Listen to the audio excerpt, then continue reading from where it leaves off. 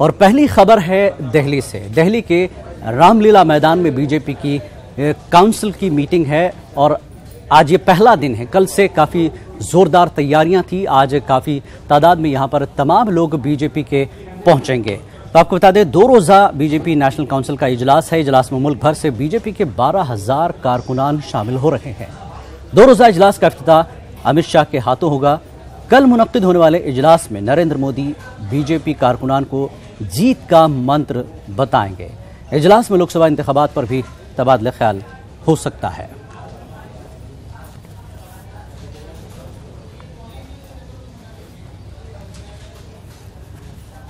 तो आपको बता दें कि 2 रोज़ा इजलास है बीजेपी की नेशनल काउंसिल का। आज पहला दिन है तो तकरीबन 12,000 कारकुनान आज शामिल हो रहे हैं और अमित शाह के हाथों इसका इफ्तिताह होगा।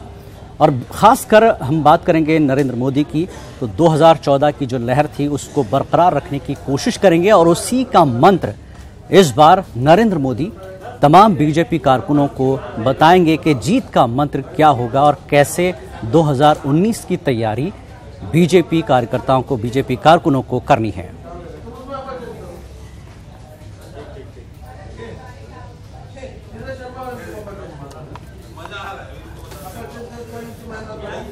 और हमारे साथ जुड़े हुए हैं हमारे नुमाइंदे पवन। पवन, किस तरह की तैयारी है? पहला दिन है, आज दोपहर का वक्त हो चुका है।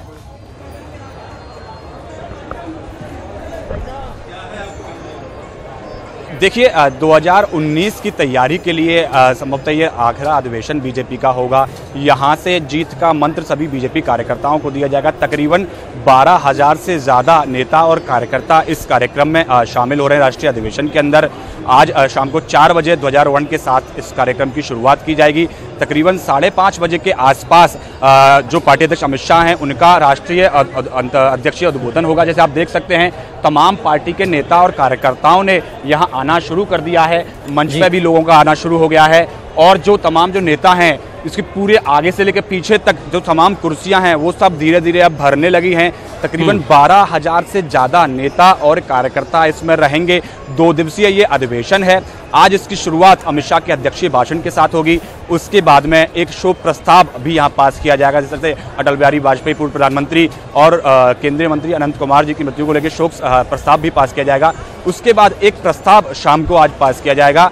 कल की अगर बात करें, कल सुबह 10 बजे से फिर से जो राष्ट्रीय अधिवेशन है उसकी शुरुआत होगी। और कल 2 जो प्रस्ताव हैं वो पास किए जाएंगे। उसके साथ साथ कल इसका जो समापन है वो प्रधानमंत्री नरेंद्र मोदी के भाषण के साथ इस पूरे जो कार्यक्रम है उसका समापन होगा। प्रधानमंत्री सभी कार्यकर्ताओं को यहाँ का जीत का मंत्र देंगे, कैसे 2019 में जाना है और पूरे हिंदुस्तान को फिर से 2019 में मोदी सरकार बनानी है। तो ये पूरा कार्यक्रम 2 दिनों तक रहने वाला है। तमाम नेता, कार्यकर्ता, पार्टी के वरिष्ठ नेता, मंत्री, कार्यकर्ता सभी इस कार्यक्रम में शामिल होने वाले हैं। जी पवन, जिस तरह से हालिया 3 रियासतों में हार हुई है उस पर भी इस पर मंथन होगा, चिंतन होगा। मेरा बूथ सबसे मजबूत एक नारा दिया गया है इस बार। तो 2019 में एक नई चीज़ जो है क्या होगी? वज़ीर आज़म या प्राइम मिनिस्टर जो नरेंद्र मोदी हैं उनका क्या मंत्र होगा इसके अलावा? क्योंकि 3 हार उनको इस बार मिल चुकी है 2019 के इलेक्शन से पहले। तो क्या कुछ अलग हो सकता है 2019 का चुनाव?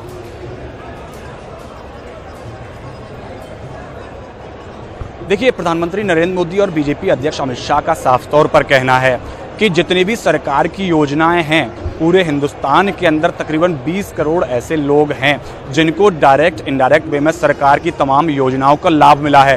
तो इसी सब जितनी भी सरकारी योजनाएं हैं जिनके जो लाभार्थी हैं उसी को लेकर जितने भी भारतीय जनता पार्टी के नेता और कार्यकर्ता हैं वो जनता के बीच जाएं और उनसे कहें कि सरकार ने आपके लिए उज्ज्वला योजना हो, जनधन योजना हो और अभी फिलहाल में जो 10% सामान्य वर्ग के लिए जो कोटा की पास कराया है संसद से, उसको लेकर जनता के बीच में जाएं और सरकार के कामों की बात करें और काम रखें, जिससे कि सरकार, जितने भी लोग हैं, जनता सरकार से कामों से प्रभावित होकर और दोबारा फिर से नरेंद्र मोदी को 2019 के अंदर प्रधानमंत्री बनाने का रास्ता साफ करे। जी,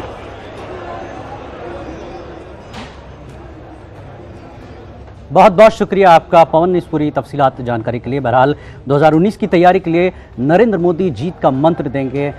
आज ये 2 रोज़ा काउंसिल का ये प्रोग्राम है, 2 दिन में जीत का मंत्र देंगे। बल्कि साबिक में जो कुछ हार मिली है और आइंदा आगे बढ़ने का मंत्र नरेंद्र मोदी 2019 के लिए अपने तमाम कारकुनों को देंगे। एक बड़ी खबर इस वक्त आपको दे दें, एक बड़ी खबर आ रही है कि एम नागेश्वर राव ने संभाला है ओहदा, सीबीआई के उबूरी डायरेक्टर का चार्ज लिया है। सीबीआई के डायरेक्टर का उबूरी चार्ज लिया है। आलोक वर्मा को मरकजी हुकूमत ने ओहदे से हटा दिया है।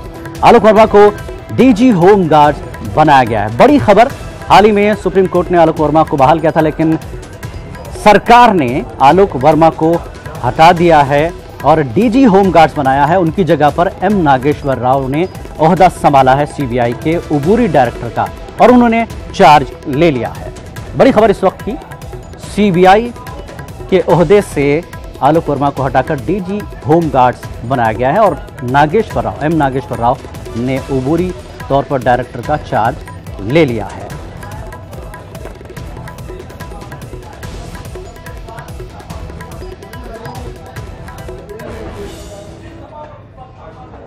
और अब खबर आसाम से है। शहरियत तरमीमी बिल के खिलाफ आज पूरा आसाम बंद है। आपको बता दें, आसाम में ये इस बंद के इसके तरमीमी बिल के खिलाफ है। आसाम की 2 यूनिवर्सिटियों और रियासत के 15 कॉलेजेस के तलबा 3 दिन से एहतजाज कर रहे हैं। वकला और डॉक्टर्स ने भी तरमीमी शहरियत बिल के खिलाफ आवाज़ बुलंद की है। आपको बता दें कि लोकसभा में ये बिल मंजूर हो गया है। शहरियत तरमीमी बिल के कानून बनने के बाद बांग्लादेश, अफगानिस्तान और पाकिस्तान से 31 दिसंबर 2014 से पहले हिंदुस्तान आने वाले गैर मुस्लिमों को हिंदुस्तानी शहरियत मिल जाएगी।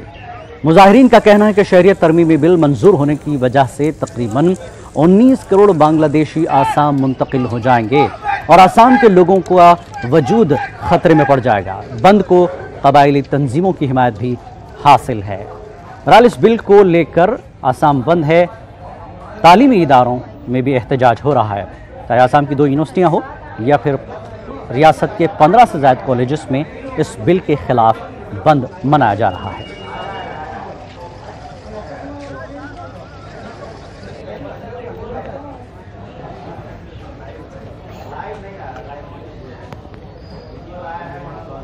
बहरहाल आसाम में बंद मनाया जा रहा है शहरियत तरमीमी बिल के खिलाफ और इससे कबायली तंजीमों की हिमायत भी हासिल है। आपको बता दें, वकला और डॉक्टर्स ने भी शहरियत तरमीमी बिल के खिलाफ आवाज़ बुलंद की है और लोकसभा में ये बिल मंजूर हुआ है।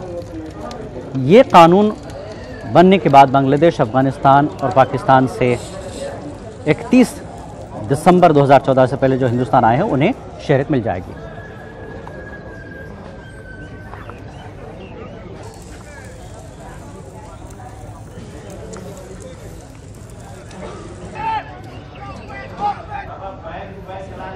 और हंदगिरी हमारे नुमाइंदे हमारे साथ जुड़ चुके हैं। Handgiri, what is the situation today? Today's bandh overall in Assam.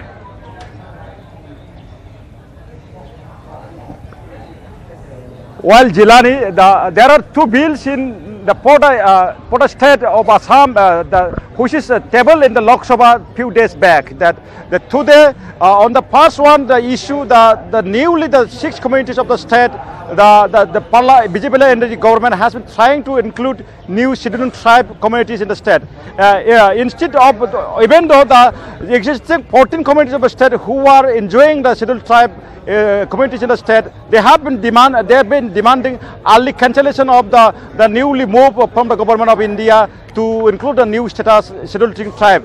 And the second one is the Citizenship Bill 2016 amendment, which is creating a resentment among the organization, the civil society of the state. That's why All Assam Students Union, including several regional and national parties, including Congress, Assam Gana Parishad, the regional party which had broke down its alliance with this BJP in the state of Assam, as because showing the protest against the citizenship bill. That's why today and on 8 January, the Students Union as well as several organizations of the state had called 11 hours Assam Bond in protest against the citizenship bill. And today also Tribal Sangha as well as some tribal organizations have the protesting the ST status issue to the newly the move from the government of Assam to include the new communities in the student tribe. That's why today the people of this region in Lower Assam especially have been facing the bonds as well as the all kinds of transport communication, the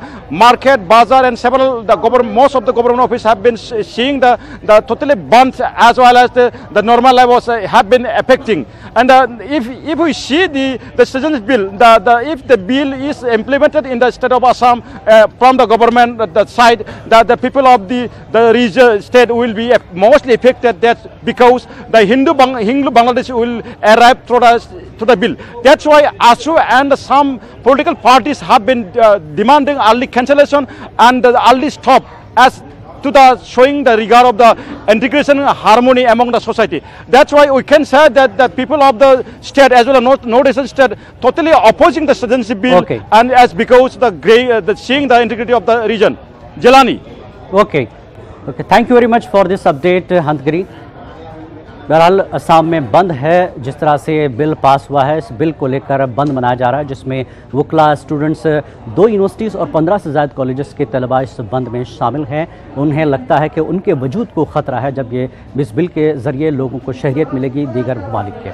और आगे बढ़ेंगे, खबर है उत्तर प्रदेश से। उत्तर प्रदेश में रियासती पार्टियों का वजूद अब वो अपना एहसास कराना चाहते हैं कि आगे 2019 में किस तरह की सूरत होगी। एक बड़ा चैलेंज होगा मरकज़ के लिए, नरेंद्र मोदी के लिए। तो यूपी में एसपी और बीएसपी का इत्तेहाद होने जा रहा है और बाज़ाब्ता कल इसका ऐलान कर सकते हैं मायावती और अखिलेश एक प्रेस कॉन्फ्रेंस के ज़रिए। लखनऊ में कल दोपहर 12 बजे एसपी सदर अखिलेश यादव और बीएसपी सरबराह मायावती की मुश्तरका प्रेस कॉन्फ्रेंस होनी है। माना जा रहा है कि दोनों लीडर कल इत्तेहाद का बाज़ाब्ता ऐलान कर सकते हैं। ज़राए के मुताबिक बीएसपी और एसपी 37 सीटों पर चुनाव लड़ेंगे। और अजीत सिंह की अगर हम बात करें तो अजीत सिंह की पार्टी को भी 2 सीटें मिल सकती हैं, लेकिन अजीत सिंह ने कहा है कि अभी सीटों की तकसीम का हतमी फैसला नहीं हुआ है। तो उत्तर प्रदेश बड़ी रियासत और बड़ी सीटें वहां पर हैं। एक तरह से इसी बुनियाद पर बीजेपी जीत कर 2019 में आई थी। 2014 में बीजेपी ने जीत हासिल की थी, 2019 में भी वो इसी जीत को लेकर आगे बढ़ना चाहते हैं। लेकिन ये बात पहले ही साफ हो गई थी कि गठबंधन तय हो गया और सीटों का फार्मूला भी तय हो गया। समाजवादी पार्टी कार्यालय पर लगी ये तस्वीर पहले ही इस बात को बयां कर चुकी थी कि अब 25 साल पुराने बिछड़े 2 बड़े दल एक साथ आ चुके हैं। 2.5 दशक बाद ये दल एक साथ आएंगे तो बीजेपी को बड़ी चुनौती का सामना करना पड़ेगा। अब गठबंधन का फार्मूला भी तय कर दिया गया है। आरएलडी को 2 सीटें, अनुप्रिया पटेल के लिए 1 और ओम प्रकाश राजभर के लिए 1 सीट छोड़ने की बात कही जा रही है। इसके अलावा अमेठी और रायबरेली यानी राहुल गांधी और सोनिया गांधी के बीच सीट छोड़ी जाएगी। यानी इन तस्वीरों में जो सच्चाई है, जो साथ दिख रहे हैं एक साथ, अब वाकई में वो एक साथ आ गए हैं। और ये सबसे भारी पड़ेगा अगर किसी के ऊपर तो वो होगी यूपी और केंद्र की सत्ताधारी पार्टी भारतीय जनता पार्टी, यानी 42% वोट शेयर। अगर 2014 के इलेक्शन की बात करें तो 31 सीटों पर समाजवादी पार्टी नंबर 2 पर रही थी और 34 सीटों पर बहुजन समाज पार्टी, यानी दोनों के आंकड़े अगर मिलाएं तो 65 सीटों पर ये दोनों दूसरे नंबर पे थे। अगर एक साथ होते तो 14 में भी मुसीबत होती, लेकिन अब चुनाव 2019 का है और ये 2 दल एक साथ हैं। इसके अलावा राष्ट्रीय लोकदल भी इसमें शामिल है। ऐसे में अब साफ है कि सबसे बड़ी चुनौती भारतीय जनता पार्टी के सामने होगी कि आखिर गठबंधन का रास्ता कैसे रोकें। वीडियो जर्नलिस्ट अखिलेश के साथ अजीत सिंह, न्यूज 18 लखनऊ। और आइए सिलसिले में बात करेंगे, हमारे नुमाइंदे तारिक कमर हमारे साथ जुड़े हुए हैं। तारिक कमर, जिस तरह से 2014 का चुनाव आप और हमने देखा, इस बार ये एहसास हो रहा है रियासती पार्टियों को वो अपने वजूद का एहसास करा सकती हैं 2019 में, और ये फार्मूला देंगे या एक नारा हो सकता है देंगे कि इत्तेहाद में जिंदगी और इंतशार में मौत है। अब ये समझ आया है रियासती पार्टियों को, क्या कहेंगे? हाँ देखिए जिलानी, आपके इस सवाल में ही इसका जवाब भी पोशीदा है कि 2 देरीना हरीफ जो एक दूसरे के सख्त मुखालिफ पार्टियां थीं वो अब इत्तेहाद के मूड में है। इत्तेहाद तकरीबन तय कर चुकी हैं। तो इससे देखिए बीजेपी की ताकत का अंदाजा भी आप लगा सकते हैं कि 2 देरीना मुखालिफ एक हो गए हैं बीजेपी को शिकस्त देने के लिए। लेकिन यहाँ पर एक बात बहुत अहम ये है कि जो गुज़िश्ता 4.5 साल का मरकजी हुकूमत का वक्त गुजरा है, 1.5 साल का रियासती हुकूमत का वक्त गुजरा है बीजेपी के इख्तिदार में, उससे भी लोग बहुत नाराज दिखाई देते हैं। जैसा कि हम रोज जाते हैं कवरेज पर, हम देखते हैं कि किस अंदाज की पेशरफ्त पार्टी की जानिब से की जा रही है और किस अंदाज का रद्द अमल आवाम की जानिब से आ रहा है। तो देखिए, आवाम का जो रद्द अमल है वो भी बहुत इत्मीनान बख्श बीजेपी के लिए नहीं है। तो एक तो ये इनकम्बेंसी फैक्टर जो है इसकी अपनी एक हैसियत है, दूसरा दो बड़ी पार्टियां जब एकजुट होकर सामने आएंगी, जिसके पास बीएसपी की बात करें तो बड़ा दलित वोट बैंक है और समाजवादी पार्टी के साथ भी यादव वोट भी है, मुस्लिम वोट भी है, दलित भी है और मुख्तलिफ तबकात का वोट है। तो ये तो यकीनी तौर पर एक बड़ा चैलेंज है और ऐसा चैलेंज है जिसका मुकाबला बीजेपी के लिए मुश्किल जरूर होगा। ताहम जो बीजेपी की तैयारियां हैं, जिस अंदाज की हिकमत अमली बीजेपी इख्तियार कर रही है, उसको भी बहुत कमजोर नहीं समझना चाहिए। एक बात ये भी है कि कांग्रेस का चाहिए अखिलेश यादव बात करें मीडिया से, आइए आपको सुनाते क्या कह रहे हो।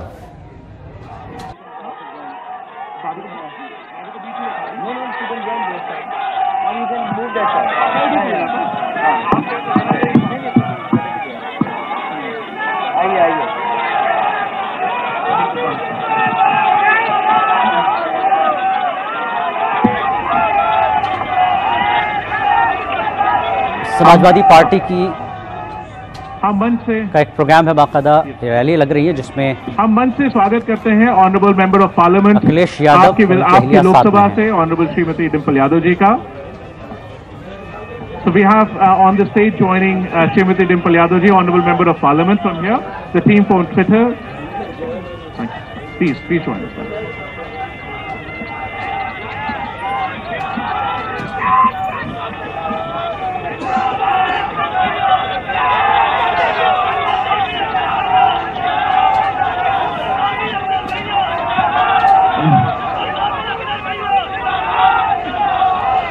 जो कि मैं कह रहा था उस समय, अच्छा आपका स्वागत हो गया। अच्छा, आप सबका धन्यवाद, डिंपल की तरफ से भी और हमारी तरफ से भी आपका सबका धन्यवाद स्वागत के लिए। तो ये जो मैं बात कह रहा था कि किसानों को कीमत कैसे मिले, और मैं उदाहरण शुरू कर रहा था सरसों का खेत देकर के, सरसों की बात को लेकर के। इधर देश में हमारे प्रदेश के अलावा राजस्थान, मध्य प्रदेश और भी हिस्से हैं भारत के जहां पर बड़े पैमाने पर सरसों होती है, और हमें और आपको तो खाना सरसों के तेल का ही अच्छा लगता था एक समय पर।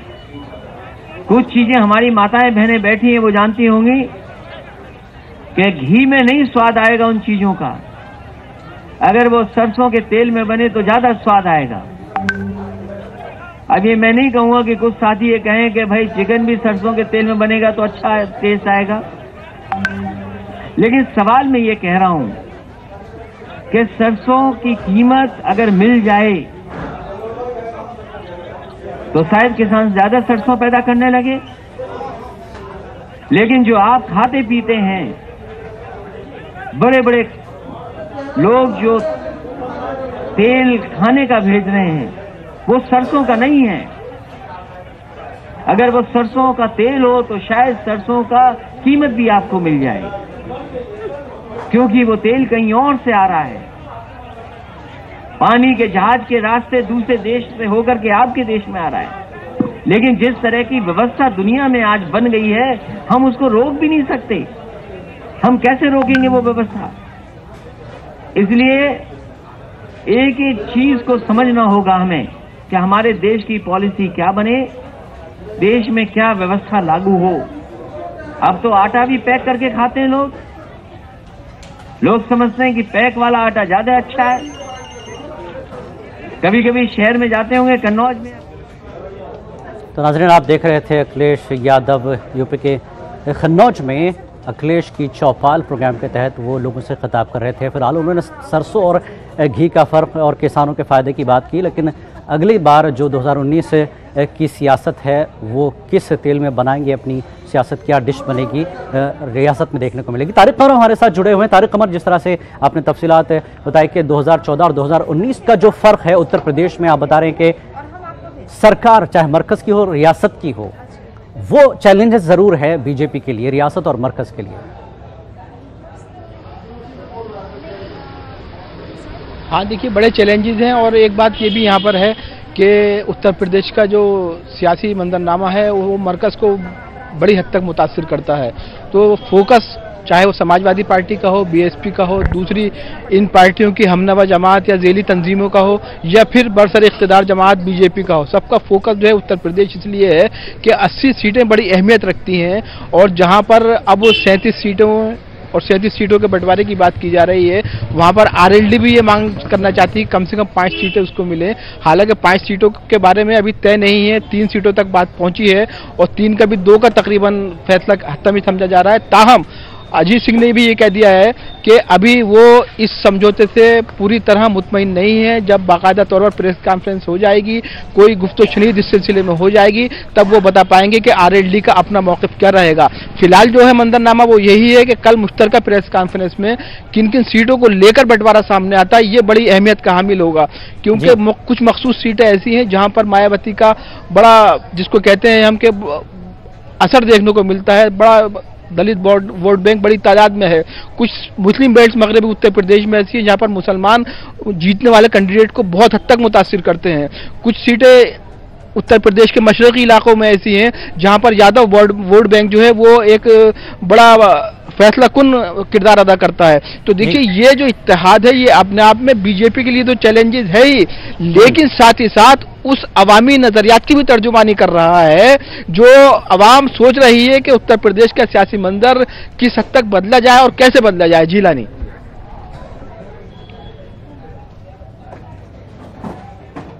जी तारिक कमर, जिस तरह से आप कह रहे हैं कि एक इत्तेहाद सामने आएगा और 2019 में बीजेपी के लिए मुश्किल होगी, लेकिन बीजेपी भी खामोश नहीं रहेगी, उसकी भी अपनी तैयारी होगी। जिस तरह से रामलीला मैदान में जीत का मंत्र आज वज़ीर आज़म बताएंगे, 2 रोज़ा इजलास है, तो ऐसे में उत्तर प्रदेश को वो ऐसे ही हाथ से जाने नहीं देंगे। कुछ ना कुछ तैयारी, इसका तोड़ जो है बीजेपी भी निकालेगी। तो बीजेपी की तरफ से क्या दिखाई दे रहा है? हाँ, देखिए, ये अहम बात है और जाहिर है कि इतना अहम पहलू है कि इसको नजरअंदाज नहीं कर सकते हैं। सिर्फ एक इत्तेहाद को लेके ये सोच लिया जाए कि अब बीजेपी शिकस्त खा जाएगी, ये बहुत आसान नहीं होगा। क्योंकि बीजेपी के पास जाहिर है कि एक पूरा अमला है, उनके कारकुनान का भी, और फिर देखिए जो जमात इख्तिदार में होती है तो कहीं ना कहीं उसके पास ऐसे जराए भी होते हैं कि वो बड़ी हद तक मुतासिर कर सकती है। तमाम एक बात जरूर सामने आई है कि जो अवामी सतह पर काम किए जाने चाहिए थे बीजेपी की जानिब से, उनमें कहीं कमी नजर आती है। अवाम में कहीं परेशानी का इजहार किया जाता है तो ये ऐसा लगता है कि बीजेपी से लोग नाराज हैं। तो जो ग्राउंड लेवल पर काम बीजेपी की सतह पर होना चाहिए था वो नहीं हुआ है, इसलिए ऐसा लगता है कि बीजेपी इतना कुछ ताकतवर होकर सामने नहीं आ पाई है अभी तक जितना उसे होना चाहिए था इख्तियार में रहते हुए। तो अब देखना यह है कि बीजेपी क्या हिकमत अमली वजह करती है। बिल्कुल, बीजेपी क्या हिकमत अमली बनाएगी आगे 2019 की जीत के लिए। लाजमी बात है, इत्तेहाद सामने है बीजेपी के सामने एसपी बीएसपी का, लेकिन बीजेपी इसका तोड़ क्या निकालेगी, क्या जीत का मंत्र होगा उत्तर प्रदेश में, ये आने वाला वक्त ही बताएगा। तो नाजरीन, ये थे हमारे नुमाइंदे तारिक कमर जो तफसीलात बता रहे थे कि उत्तर प्रदेश बहुत अहम है सभी के लिए, यानी एसपी बीएसपी और बीजेपी।